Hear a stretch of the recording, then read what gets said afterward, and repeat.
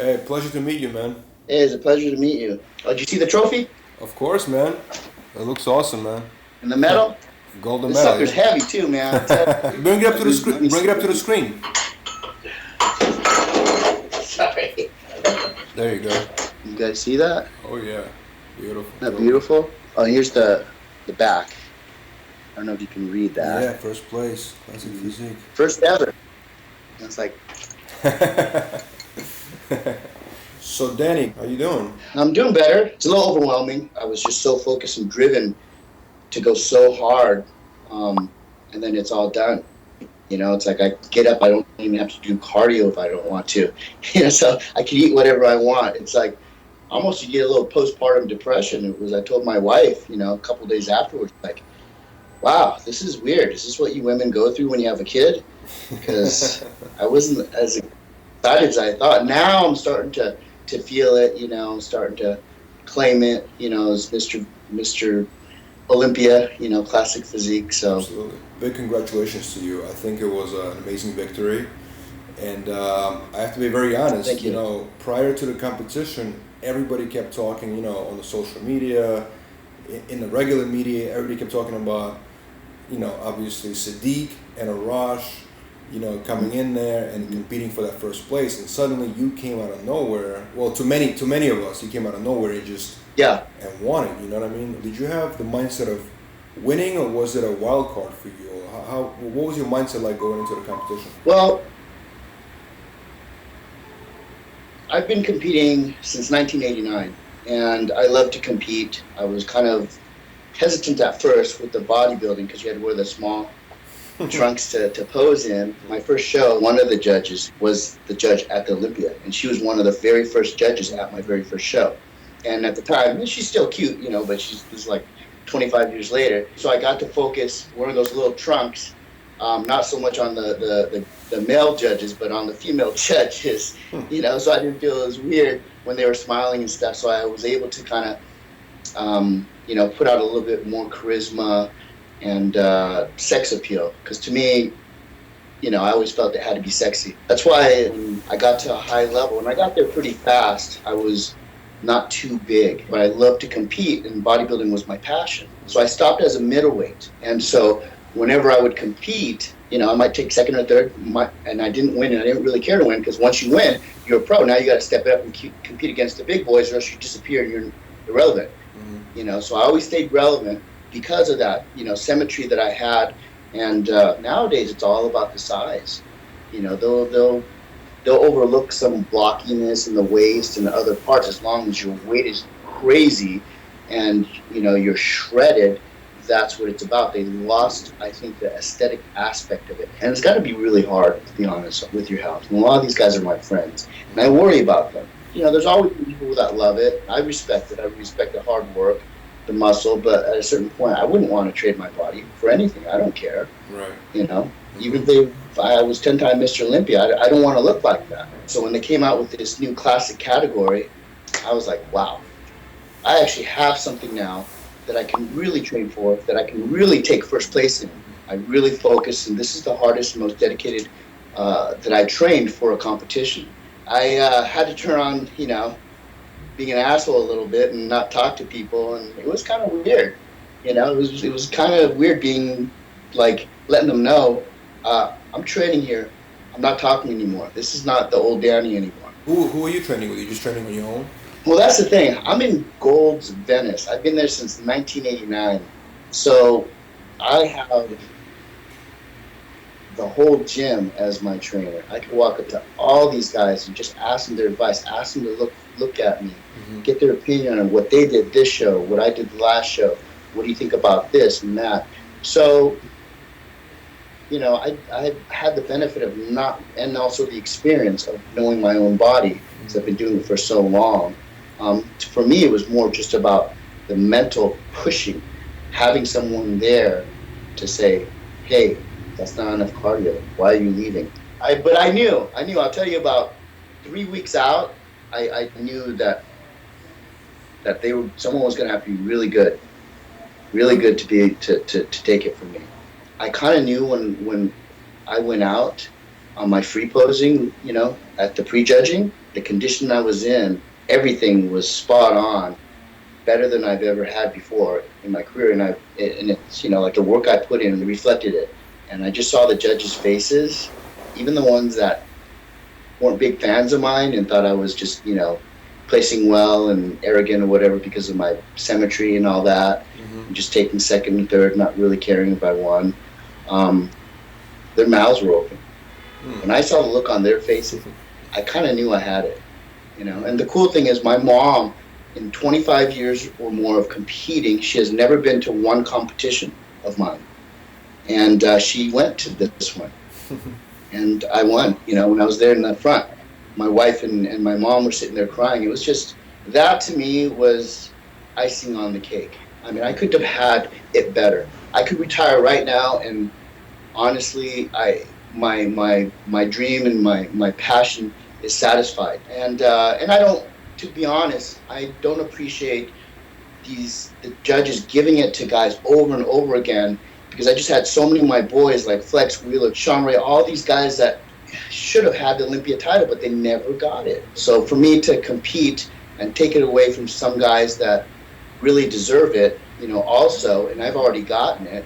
I mean, my motto is, and I'll eat my words, but that's fine, you know, next year, if it's close between a Mr. Olympia and guy coming up, they need to give it to the guy that's coming up, because Mr. Olympia already has a title, and he just needs to work harder next time if that's the case. Interesting. There was some controversy, right, of some people attacking you on social media, you responding back to them and going back and forth with people, right?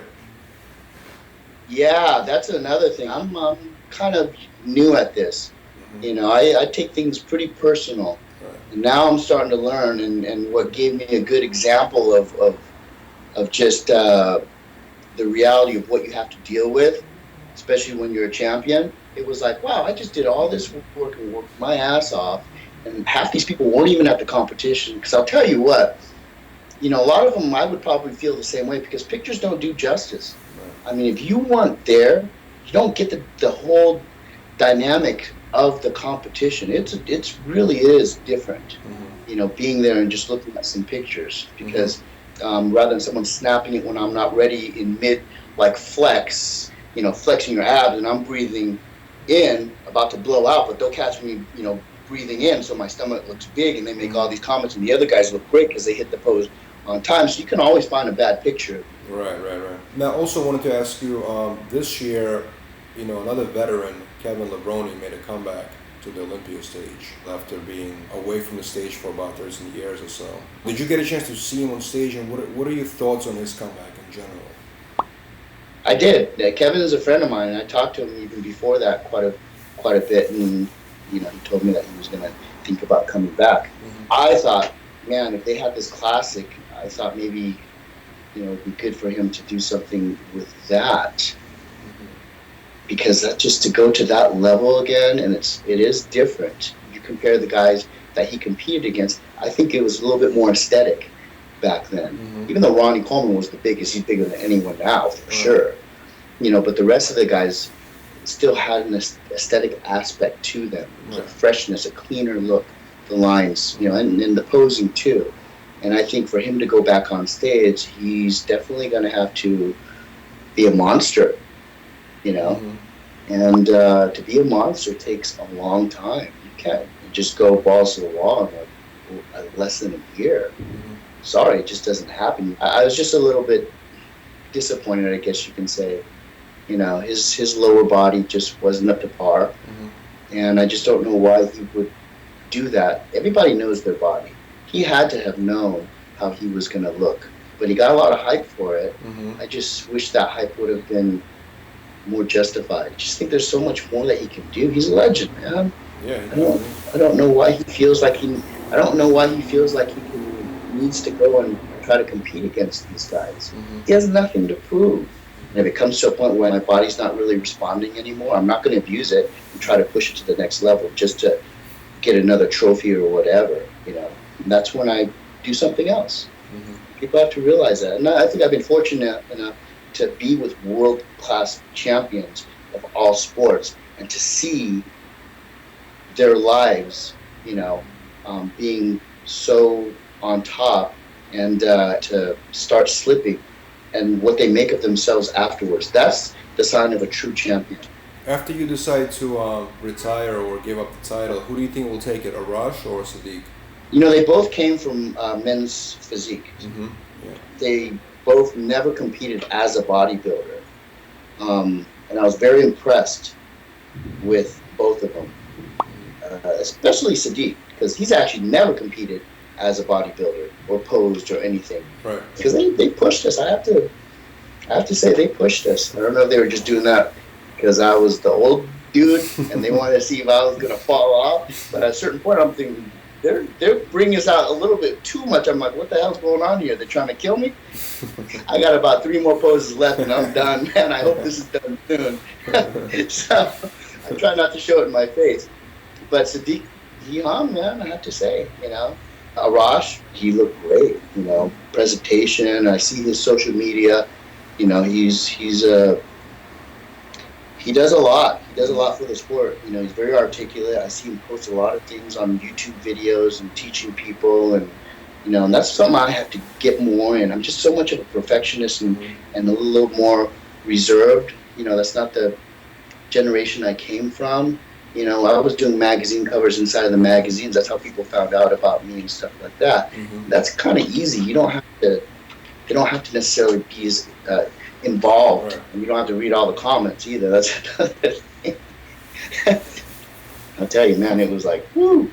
I gotta learn that. I'm getting better. My skin's getting thicker. You know, it's like kickboxing. You gotta kick that palm tree and desensitize those shins. You know. But Arash really is a great ambassador, and he brought it. There's a certain type of conditioning and completeness and polish that wins shows. When I saw everybody backstage, I knew it was going to be Breon, the kid that took 4th, and Arash.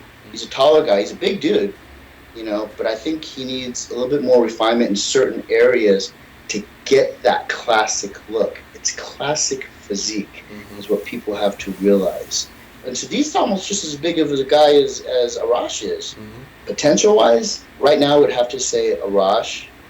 You know, he needs to bring his arms up and just a little bit more areas because he is longer, you know. But they're both very attractive, appealing physiques. I just think Arash is much more complete. I don't know how anybody can do, like, smoke weed and do oxycontins. I don't want to be mellow. If I was going to be a drug addict, I'd probably be a cocaine head or whatever you call cokehead or something. Because I like being up. I don't like that. Like, I don't know how anybody likes to sit and feel mellow, you know. Not me.